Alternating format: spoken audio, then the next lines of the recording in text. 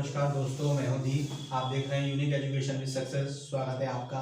हमारे बीच उपस्थित है उपाध्याय साहब, डॉक्टर साहब। होम्योपैथिक के बहुत बड़े आप डॉक्टर्स हैं, आपने BHMS किया हुआ है। आपके जीवन में क्या क्या उतार चढ़ाव रहा, क्या क्या परिस्थितियाँ रहीं, और जो नए होम्योपैथिक में अपना कैरियर बनाना चाहते हैं, स्टूडेंट लाइफ में सक्सेस होना चाहते हैं कि होम्योपैथिक में हम किस तरीके से डॉक्टर बन सकते हैं, कैसे उपाधि ले सकते हैं, क्या फ्यूचर है इसमें, चलिए हम बात करते हैं। नमस्कार डॉक्टर साहब, स्वागत है आपका बहुत बहुत चैनल पर। बहुत बहुत धन्यवाद सर, मैं ये जानना चाहूँगा कि जो न्यू स्टूडेंट्स होते हैं और डॉक्टरी की पढ़ाई है, एलोपैथी की पढ़ाई करते हैं, कुछ लोग सर्जन बनना चाहते हैं, कुछ न्यूरो सर्जन बनना चाहते हैं, कुछ गैस्ट्रो सर्जन बनना चाहते हैं, कुछ उसमें सर पढ़ाई करते हैं जो होम्योपैथिक की होती है। तो होम्योपैथिक भी आजकल बहुत सर डेवलप्ड है। कुछ इस तरीके की बीमारियां होती हैं, जहाँ तक हमने सुना है कि जिसका इलाज केवल सर होम्योपैथिक में ही होता है, एलोपैथिक में उसका इलाज ही नहीं होता है।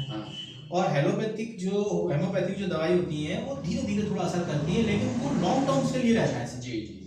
तो सर, मैं आपसे कुछ चीज़ें पूछना चाहूँगा कि सर आपकी लाइफ जर्नी में किस तरीके से आपका जीवन रहा, किस तरीके से आप फैमिली में थे, क्या आपका रहा सर, किस तरीके से आपने लाइफ में सक्सेस प्राप्त करी, जिससे कि स्टूडेंट्स जितने भी हैं सब उनको मोटिवेशन मिल सके, मोटिवेट हो सके, वो लाइफ में आगे बढ़ सके और सक्सेस हो सके। जी, देखिए ऐसा है, हम जो है ज़्यादा बड़ी फैमिली से तो बिलोंग करते नहीं हैं, हम मीडियम क्लास से बिलोंग करते हैं। जी, मेरे फादर भी जो है एक यहाँ पे गजेटेड ऑफिसर थे, जेलर थे। गजेटेड ऑफिसर, जेलर थे सर, कहाँ पर? डिस्ट्रिक्ट जेल और सेंट्रल जेल में, आगरा पे। यहीं से वो रिटायर हुए थे जी, हमारी सेंट्रल जेल से सर। हाँ जी। हमारी जो एजुकेशन थी, एकेडमिक एजुकेशन जो है, ये ट्रांसफरेबल जॉब होने की वजह से अलग अलग होती रहती थी जी। हमने हाई स्कूल जो है BAB इंटर कॉलेज मेरठ से किया था। कौन सा college sir? BAB inter college. BAB, हाँ जी, Brahman Anglo Vedic medical homeopathic inter college Meerut से किया था जी सर। हाई स्कूल जी। इंटर हमने किया है KR कॉलेज जो है मथुरा से जी sir, Kishori Raman college, inter college Mathura जी। उसके बाद में फिर हमने जो है BHMS का कोर्स किया। BHMS किया मुजफ्फरपुर यूनिवर्सिटी बिहार से जी। वहाँ पे हमने कोर्स करने के बाद फिर वहाँ पे रजिस्ट्रेशन कराया। उसके बाद लखनऊ में रजिस्ट्रेशन हुआ जी। उसके बाद फिर हमारा नई दिल्ली में हुआ है, CCH में रजिस्ट्रेशन हुआ। उसके बाद फिर हमने यहाँ पे अपनी प्रैक्टिस शुरू करी आगरा में। हाँ जी। तो मतलब कई स्टेप लेने पड़े आपको सर उसमें होम्योपैथिक में, मतलब काफी लंबा एक्सपीरियंस हो गया होगा सर आपको? हाँ, एक्सपीरियंस तो काफी हो गया जी, क्योंकि मैंने 99 से जो है अपनी प्रैक्टिस शुरू करी थी जी। जो मेरी 3 क्लिनिक हैं इस टाइम। अच्छा, 3 क्लिनिक पे बैठते हैं? हाँ जी, 3 क्लिनिक पे बैठता हूं। बहुत अच्छी बात है सर। और हर एक का टाइमिंग्स अलग अलग है। एक मनकामेश्वर है जी, रावतपाड़ा में मंदिर, उसी में है, वहीं पे एक मैं बैठता हूँ क्लिनिक में जी। उसका टाइमिंग 12 से 2 है जी। दूसरी क्लिनिक मेरी अपनी है जी, वजीरपुरा में, माँ Vaishno homeopathic college homeopathic clinic के नाम से है जी, वजीरपुरा में जी। एक हमारी KK नगर में है जी, जो अतुल ग्रुप वाले जो है उसको चलाते हैं जी। वो ट्रस्ट की है जी। अतुल ग्रुप वाले जो है वो उसको मतलब सौजन से उनसे चल रही है, सारे काम करते हैं, मतलब उसको सौजन से चलाते हैं, उन्हीं के सौजन से चल रही है। लेकिन वो जो है फ्री ऑफ कॉस्ट चल रही है, फ्री ऑफ कॉस्ट। हाँ, टोटल खर्च वही करते हैं, अतुल जनरेटर वाले जी। श्री राम शरण मित्तल जी हैं जी, वही इसको मैनेज। श्री राम जनरेटर्स जो अतुल पाइप वाले, हाँ, वो उनके हैं राम शरण मित्तल, हाँ जी, अतुल ग्रुप के हैं, वही उसको चला रहे हैं, ट्रस्ट को वही डिस्पेंस चलाते हैं, सारा खर्चा भी वही करते हैं। अच्छा, मतलब सारा वही है, मतलब तो आप भी बहुत परोपकार का काम करते हैं, मतलब अपना काम भी कर रहे हैं, अपना भी चल रहा है और समाज सेवा भी चल, बहुत जरूरी है समाज सेवा करना, क्योंकि आप जैसे लोग हैं जो समाज सेवा कर रहे हैं, कुछ ऐसे हैं जिनको सिर्फ अपने से ही मतलब रहता है। समाज सेवा में सबसे ज्यादा जो है सहयोग रामचंद्र मित्तल जी का मैं समझता हूँ, क्योंकि हर कोई जो है अपना एक्सपेंस नहीं करना चाहता जी। किसी दूसरे पब्लिक के ऊपर, दूसरे पर्सन के ऊपर अपना आदमी जो है 5 रुपए खर्च नहीं करना चाहेगा जी। लेकिन उनका जो है बहुत बड़ा दिल है, जो समाज के लिए इतना काम कर रहे हैं और उसमें जो है ट्रस्ट के हिसाब से चला रहे हैं इसको, संस्था को। सर बहुत अच्छी बात है, आप भी बहुत अच्छी, उसके बिल्कुल फ्री ऑफ कॉस्ट है, फ्री ऑफ कॉस्ट। हाँ जी, पर्चे का भी नहीं लेते जी, दवाई का भी नहीं लेते। अच्छा, टोटल फ्री चल रहा है, टोटल फ्री चल रहा है। उनको चलाते हुए करीब 3.5 साल हो गए। अच्छा, 3.5 साल से चल रहा है? हाँ, 3.5 साल से चल रहा है रेगुलर। जी जी जी। तो वहाँ पे भी बैठते हैं आपके, और मनकामेश्वर में भी मनकामेश्वर में भी है, वजीरपुरा में भी है। वजीरपुरा में भी है। मनकामेश्वर का एक्सपीरियंस कैसा है आपका? महाराज जी भी बहुत अच्छे हैं, छोटे महाराज जी भी बहुत अच्छे हैं, बहुत सपोर्टिव है सर, काफी सपोर्ट करते हैं, काफी सपोर्ट करते हैं। हाँ जी, उनका व्यवहार भी बहुत अच्छा है, बहुत अच्छा व्यवहार है उनका, बहुत सपोर्ट करते हैं आपको जी। और जो वजीरपुरे में आप चला रहे हैं सर, वो मेरी पर्सनल है, आप पर्सनल चलाते हैं जी। तो अब मैं आपसे कुछ लाइफ जर्नी से जुड़ी हुई कुछ बातें पूछना चाहूँगा कि सर जो आपकी पढ़ाई हुई, इंटरमीडिएट तक आपने जो पढ़ाई करी, हाँ जी, तो वो क्या कंडीशंस रही सर? पढ़ने में बहुत इजीली पढ़ाई हो गई, या थोड़ा आपको स्ट्रगल करना पड़ा, या जगह जगह जाना पड़ा, काफ़ी मेहनत करनी पड़ी? नहीं, देखिए ऐसा है कि फाइनेंशियली तो हमारी कोई ऐसी ज़्यादा प्रॉब्लम नहीं रही थी। फादर अच्छी पोस्ट पे थे? फादर पोस्ट पे थे, वहाँ से उनका खर्चा भी चलता था जी। और हम लोगों का एजुकेशन भी उन्होंने अच्छी दिलाई, अपनी पूरी तरह से पूरी मेहनत करी है, अपना पेट काट करके हमारे जो है सेवा करी, हम लोग पाला पोसा बड़ा किया। माँ बाप के लिए तो बहुत बड़ी चीज होती है सर, और इस लायक बनाया कि हम जो है आज अपने पैरों पर खड़े हुए हैं और समाज सेवा भी कर रहे हैं जी। तो इसमें ऐसा कोई नहीं है, लेकिन हाँ ये ट्रांसफर जॉब होने की वजह से जो है कोई सिलेबस में अंतर आ जाता था, कभी कुछ हो गया, कभी कुछ चेंज हो गया, इस तरह से दिक्कत है। अच्छा, मतलब इंटरमीडिएट जब तक किया तब तक वो प्रॉब्लम थोड़ी सी रही? हाँ जी। तो उस तरीके से आप रहे होंगे। तो आपकी जो सर स्टडी हुई होगी वो काफी डीप स्टडी हुई होगी? हाँ जी। पहले बहुत ही ज्यादा मतलब डीपली पढ़ाते थे हर चीज को, क्योंकि मोबाइल्स वगैरह ये चीजें तो थी नहीं सर, उस टाइम नहीं थी, तो केवल मतलब डिपेंड होते थे कि क्लास आप अगर ले लिया आपने तभी आप कर पाओगे। नहीं, क्लास ले लिया, फिर हम लोगों को जो है मेन मोटिव था कि हमें जो है ये चीज करना है जी। एक हमें एम बनाना पड़ता था, हाँ, कि हमें जो है ये काम करना है जी। एक्चुअली मैं पहले डॉक्टर नहीं बनना चाहता था जी, मैं जो है कि केवल गवर्नमेंट जॉब करना चाहता था। मेरे को जो है टूर से बहुत लगाव है, घूमना फिरना चाहता था, टूर्स ट्रैवलिंग करना चाहता था। हाँ जी, ट्रैवलिंग मैं चाहता भी यही था कि मेरे को एक ऐसी जॉब मिले जिसमें मैं ट्रैवलिंग कर सकूं, घूमता रहूं, जैसे टीटी ट्रैवलिंग कंडक्टर, हाँ टिकट कलेक्टर होते हैं, हाँ, उनकी मैं चाहता था। लेकिन एक बार मेरे साथ ऐसा इंसिडेंट हुआ जिससे मेरे को अपनी लाइफ का जो है एम चेंज करना पड़ा। एक बार एक गरीब जो था वो बेचारा बहुत बीमार था जी। उसने सबसे पैसे मांगे जी। इलाज के लिए जी। पर उसे किसी ने इलाज के लिए पैसा नहीं दिया। अच्छा। उस टाइम हम जो है फर्स्ट ईयर में पढ़ते थे जी। तो हमने जो है हमारे पास जो पॉकेट मनी थी जी। अब वो बेचारा इतना परेशान था, उसका घाव हो रहा था पैर में, तो हमने पॉकेट मनी को हटा करके उसका ट्रीटमेंट कराया, मतलब इलाज करवाया हमने, उसका इलाज कराया, उसकी ड्रेसिंग वगैरह करवाई, दवाई दिलवाई। उसके बाद से फिर जो है हमारे मन में एक ये सवाल कौंधा कि यार हमें किसी का ऐसा काम करना चाहिए कि समाज सेवा कर सके, सेवा हो सके जी। तब से फिर हमारा ये मूड हुआ, तब हमने जो है ये अपनी मेडिकल लाइन पकड़ी। उसके बाद भी मेडिकल लाइन में जो है हमने CPMT पहले पेपर होता था, तो हमने CPMT का पेपर दिया, 2 बार दिया था, दोनों बार हमारे फेल रहे। अच्छा, आई नहीं आप उसमें नंबर, बहुत बड़ी बात है कि आप बिल्कुल स्पष्ट बता रहे हैं कि उसमें हमारा 2 टाइम हमने किया और दोनों टाइम ही हम फेल रहे। उसमें नंबर नहीं आया जी। फिर हमने बैटरी कर दिया, बैटरी होता था एनिमल हस्बेंड्री का, उसमें भी नहीं हुआ जी। फिर हमें जो है पटना में हमें पता लगा एक एडवर्टाइजमेंट से, तो हमने वहाँ पे गए, वहाँ पे हमने एंट्रेंस एग्जाम दिया कॉलेज का जी। और एंट्रेंस एग्जाम देने के बाद में हमारा जो है वहाँ पे सिलेक्शन हो गया जी।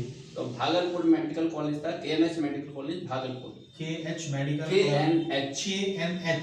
कॉलेज भागलपुर। कहाँ पे सर ये भागलपुर में है, बिहार में, जो कि बिहार यूनिवर्सिटी मुजफ्फरपुर यूनिवर्सिटी से जो है एफिलेटेड है। जैसे जो हर स्टेट में एक यूनिवर्सिटी होती है जो इन कॉलेजों को करती है कमांड, आयुर्वेदिक को, होम्योपैथिक को एक ही यूनिवर्सिटी करती है, स्टेट वाइज अलग अलग होती है। बिहार की जो है पटना मेडिकल कॉलेज वो बिहार विश्वविद्यालय मुजफ्फरपुर पे कंडक्ट करती थी जी। तो हमने उससे वहाँ से जो है BHMS का कोर्स किया जी। ऐसे ही यूपी में जो है आगरा यूनिवर्सिटी है, ये डील करती है जी। तो हर एक का अलग अलग है, तो हमने वहाँ से BHMS किया। उसके बाद अपना जो गवर्नमेंट के रजिस्ट्रेशन होते हैं वो रजिस्ट्रेशन कराए जी। फिर हमने अपनी प्रैक्टिस शुरू करी। तो मैं सर कुछ बातें पूछना चाहूँगा, जैसे कि कुछ स्टूडेंट हैं, जब लाइफ में कोई भी स्टूडेंट पढ़ता है तो 2 चीजें होती हैं सर। हाँ जी। एक तो उसके अंदर कंफ्यूजन बहुत होता है, हाँ जी। दूसरा कुछ लोगों के अंदर ओवर कॉन्फिडेंस बहुत होता है, हाँ जी। ये आप में भी रहा होगा सर, और लोगों में भी रहता है कि हम जो कुछ है वो सब कुछ है, अंकल गगरी छलकत जाए, मतलब ज्ञान नहीं है लेकिन बहुत ज्यादा अपने आप को ओवर स्मार्टनेस रहती है। तो उस कंडीशन में सर जो नए स्टूडेंट्स हैं जो पढ़ रहे हैं, तो उन लोगों को किस तरीके से मतलब पढ़ना चाहिए, कैसे स्टडी करनी चाहिए जिससे वो अपना कैरियर बना सकें? देखिए, मेरा जो कहना है ऐसे लोगों के लिए, मेरा ये मानना है कि उनको अपनी थोरो स्टडी करनी चाहिए। थोरो? हाँ, बुक्स से रिलेटेड होकर के अपना सेल्फ स्टडी करनी चाहिए। मतलब थ्योरेटिकल जो नॉलेज होती है, हाँ जी, हाँ जी, वो बहुत काम आती है। वो काम आएगी, वो बहुत काम आएगी। आजकल जो है सब लोग शॉर्टकट चाहते हैं, शॉर्टकट, चाहे वो स्टूडेंट हो या कोई भी सर्विसमैन हो या कोई बिजनेसमैन हो, हर आदमी जो है आजकल ये चाहता है मैं जल्दी शॉर्टकट लेकर के जल्दी से जल्दी पैसा वाला बन जाऊं, जबकि ये रिजल्ट इसका 0 ही आता है। सर कुछ टाइम के लिए तो आपको लगेगा कि मैंने टॉप तक पहुंच गया, लेकिन एकदम से फिर डाउनफॉल आएगा तो एकदम डाउन में चला जाएगा। मतलब पैसे के पीछे नहीं भागना चाहिए, काम के पीछे भागना चाहिए। आपको अपने अंदर काबिलियत पैदा करनी चाहिए, क्वालिटी होनी चाहिए आपकी, तो जिससे कि देखिए सीधी सी बात यह है कि अगर आदमी जो है 2 बातों से याद किया जाता है कि आपको लोग पहचानते हैं किस वजह से, ये आपके अंदर होना चाहिए। आप बहुत लोगों को जानते हैं ये एक अलग थिंग है, आपको लोग उस नाम से पहचानते हैं, आपको लोग पहचानते हैं, कितने लोग पहचानते हैं, किस वजह से, सबसे बड़ी चीज है। मेन चीज आपको वजह बननी है उसकी। बहुत सुंदर बात लगी आपकी, ये बहुत अच्छी बात लगी कि मतलब एक वजह होनी चाहिए इंसान को कि हम अपनी काबिलियत के नाम से पहचाने जाएं। चाहे आप धीरे धीरे बढ़ें, धीरे धीरे स्टेप बाय बढ़ें। सफलता कभी भी शॉर्टकट में नहीं मिलती।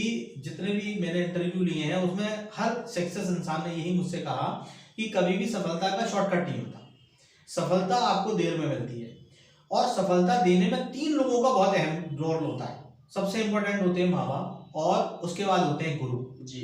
तो एजुकेशनली जो गुरु होते हैं उनकी इंपॉर्टेंस बहुत महत्वपूर्ण होती है। आप ऐसा मानते हैं जी कि अगर वो, क्योंकि हमारा जिंदगी भर जो काम चलता है, हम पैसा कमाते हैं, जो अर्न करते हैं, जो काबिलियत हमारे अंदर आती है, वो गुरुओं की वजह से आती है। जी जी बिल्कुल। तो हम अगर गुरुओं का सम्मान नहीं करें और उनको नजरअंदाज करें तो क्या हम आगे बढ़ सकते हैं? ये वही लोग कर सकते हैं जिनको ओवर कॉन्फिडेंस होता है जी। आपको अपने अंदर ओवर कॉन्फिडेंस नहीं होना चाहिए, कॉन्फिडेंस लेकिन जरूर होना चाहिए। कॉन्फिडेंस हो, ओवर कॉन्फिडेंस नहीं, लेस कॉन्फिडेंस भी ना हो, लैक ऑफ कॉन्फिडेंस भी ना हो। आपको एक लेवल में लेके चलना है जी। और वो लेवल में आप तभी रहेंगे जब आपकी जो है थोड़ा स्टडी होगी, बुक्स से पढ़ेंगे, रेगुलर पढ़ेंगे, एक आपको टाइम देना पड़ेगा, हर चीज के लिए एक टाइम फिक्स करना पड़ेगा। आजकल आपको जो है 2 घंटे ये सब्जेक्ट पढ़ने हैं, 2 घंटे ये पढ़ने हैं, या 2 घंटे 3 घंटे सुबह 3 घंटे शाम को आपको पढ़ना है, ये आपको रेगुलर पढ़ना पड़ेगा। बजाय आप चाहे कॉलेज से पढ़ के आए या कोचिंग्स करें, इसके अलावा आपको अलग एक टाइम सेटअप करना पड़ेगा। आप उसको रेगुलर करेंगे, फॉलो अप करेंगे तो आपकी सफलता 100% आपको मिलेगी। कुछ सर लोग होते हैं, सभी तो नहीं है, कुछ थोड़े से कुछ होते हैं, वो लोग ऐसा सोचते हैं कि थ्योरेटिकल पढ़ना हमारे लिए अच्छा नहीं है। थ्योरेटिकल अगर हम पढ़ लेंगे तो हम उसमें सक्सेस नहीं हो पाएंगे जी।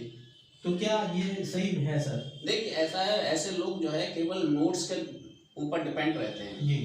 आपने किसी से नोट्स लिए, उसको कर लिया, फॉलो अप कर लिया, मतलब प्रैक्टिकल से ज्यादा इंपॉर्टेंट, या आपका गैस पेपर मिल गया, कोई अनसोल्ड पेपर मिल गए, या आपने जो है अनसोल्ड पेपर ले लिए 10 साल के, उसको करते रहे जी। इन केस अगर आपका पेपर में, उन पेपरों में आपका वो क्वेश्चन नहीं आए तब फिर आप क्या करेंगे? अगर आपको जो है थोड़ी स्टडी होगी, अगर आपने अपने एक चैप्टर पढ़ लिया, उस चैप्टर को आप 10 बार पढ़ेंगे तो आपकी नजर से वो चीज कहीं पे रहेगी नहीं जी। कोई भी माइन्यूट भी लाइन होगी, माइन्यूट क्वेश्चन भी होगा तो उसमें से आपको फॉलो अप हो जाएगा। अगर आप जो है केवल क्वेश्चन पेपर से के द्वारा करेंगे तो आपको जो है वो क्वेश्चन नहीं मिला तो आप कहेंगे।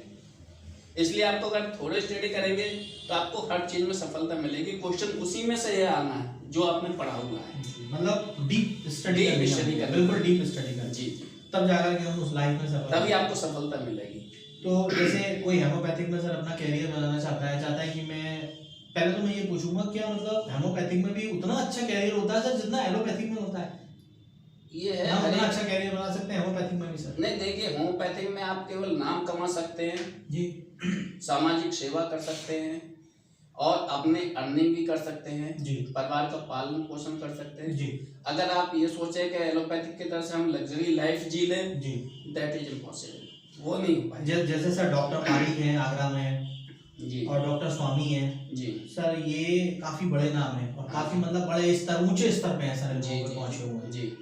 तो क्या उनको फॉलो करके पहुंच सकते हैं सर? आप उनको फॉलो कर सकते हैं। आपने एक चीज तो देख लिया, उनका स्टेटस इतना ऊंचा है जी जी जी, लेकिन आपने उनकी मेहनत नहीं देखी। हाँ, मैं वही एज फैक्टर नहीं देखा। बिल्कुल बिल्कुल सर, उनकी एज इस टाइम जो है एवर 80 है, 80 एवर 89 डॉक्टर पारिक की सर जी।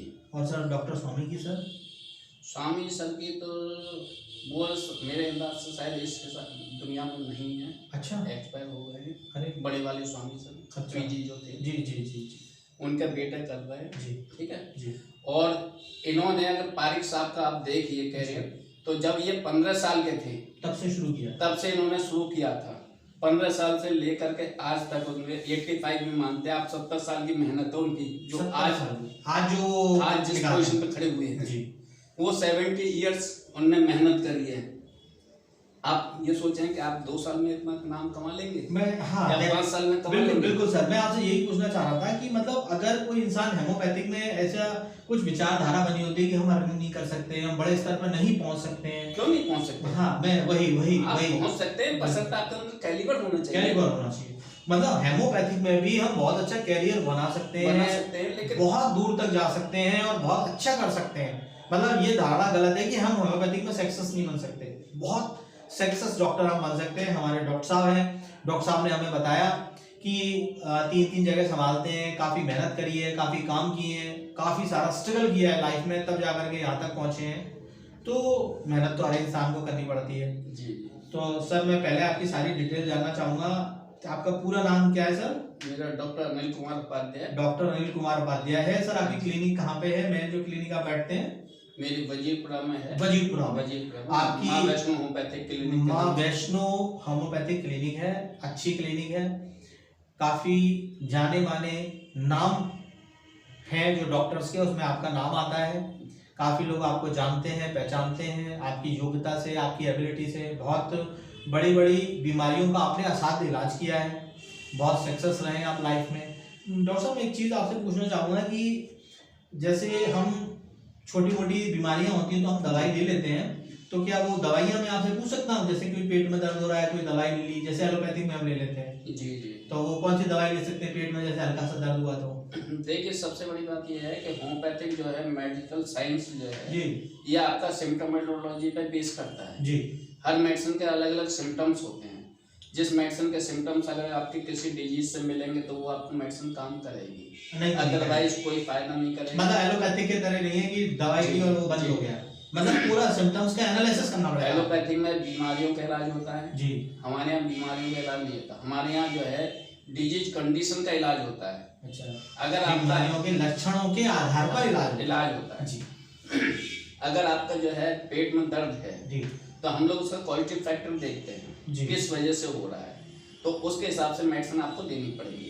जो मेडिसिन हम पेट के दर्द में देते हैं जी, वो हमारी मेडिसिन कई जगह काम करती है, क्योंकि हमारी जो मेडिसिन है जी, वो पॉलीक्रिस्ट रेमेडी है। पॉलीक्रिस्ट रेमेडी से क्या हम समझे डॉक्टर साहब? पॉलीक्रिस्ट रेमेडी एक्चुअली होता क्या है, 2 तरह की दवाइयाँ होती हैं जी, एक यूनिक्रेस्ट होती है, एक पॉलीक्रिस्ट होती है। पॉलीक्रिस्ट रेमेडी जो है वो ये है, अगर आपका कोई भी सिम्टम है उस मेडिसिन का जी, तो आपकी बॉडी में अगर कहीं पे भी वो सिम्टम्स आ रहे हैं जी, चाहे वो पेट दर्द का हो या पैर दर्द का हो या सिर दर्द का हो या बुखार का हो, इवन जो है आपका कैंसर का भी हो या गैस्ट्रिक का हो, अगर वो सिम्टम उसमें मेडिसिन का डिजीज से मिलेगा तब तो वो मेडिसिन काम करेगी, अदरवाइज ना वो नुकसान करेगी ना आपको फायदा करेगी, वो न्यूट्रल होकर निकल जाएगी। मैं आपसे सर एक बात और पूछना चाहूँगा डॉक्टर साहब कि हम बहुत अलग अलग तरीके से काम करते हैं, अलग अलग डॉक्टर्स होते हैं, अलग अलग राय होती है, एलोपैथिक में अलग होती है, हेमोपैथिक की अलग होती है, आयुर्वेदिक की अलग होती है, सबका एक अपना बहुत बड़ा डिपार्टमेंट होता है जी। तो क्या ऐसी कुछ बीमारियां होती है डॉक्टर साहब जिसका इलाज केवल हेमोपैथिक में ही होता है, एलोपैथिक में नहीं है? हाँ, बहुत सी बीमारी, जैसे कौन कौन सी हैं? अब जैसे आपका एलोपैथी में कोई ऐसी मेडिसिन नहीं है जहाँ तक मैं समझता हूँ कि किसी भी चीज को डिजोल्व कर दे जी, यानी घोल दे जी। अगर उनके यहाँ घोलने वाली कोई मेडिसिन होती जी तो वो आपको जो है किसी भी चीज़ का ऑपरेशन नहीं करते जी। हमारे यहाँ जो मेडिसिन है वो डिजोल्व करने वाली भी है। अच्छा, मतलब ऑपरेशन की जरूरत नहीं है, बिना ऑपरेशंस के ही आप उससे डिजोल्व कर सकते हैं। जी। जैसे आपका जो है स्टोन्स वगैरह, स्टोन्स हो गई, जैसे पथरी हो जाती है, निकलती नहीं है, लोग बहुत परेशान रहते हैं, तो हेमोपैथिक में उसका पर्टिकुलर चाहे वो किसी भी जगह पे हो जी, पथरी चाहे रीनल में हो जी या गॉल ब्लैडर में हो जी, वो डिजोल्व हो जाती है। हाँ जी। पित्त की थैली में भी निकल जाती है। पित्त की थैली में डिजोल्व होकर के निकलती है जी।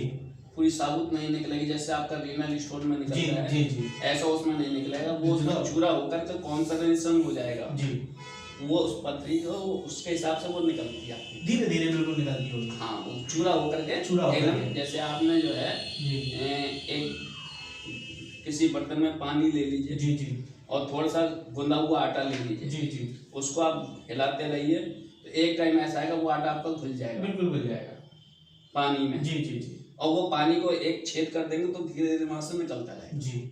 इसी तरह से गॉल ब्लैडर में होता है जी। अगर वो जो है वहाँ पे पथरी है तो हमारी मेडिसिन से वो धीरे धीरे डिजोल्व होती रहेगी, कॉन्सोलेशन होता रहेगा, चूड़ा हो के निकलती रहेगी, धीरे धीरे वो निकलती रहेगी। बहुत अच्छी बात है कि लोग बहुत परेशान रहते हैं स्टोन्स वगैरह से, तो उसका इलाज जो है होम्योपैथिक में बहुत सफल है।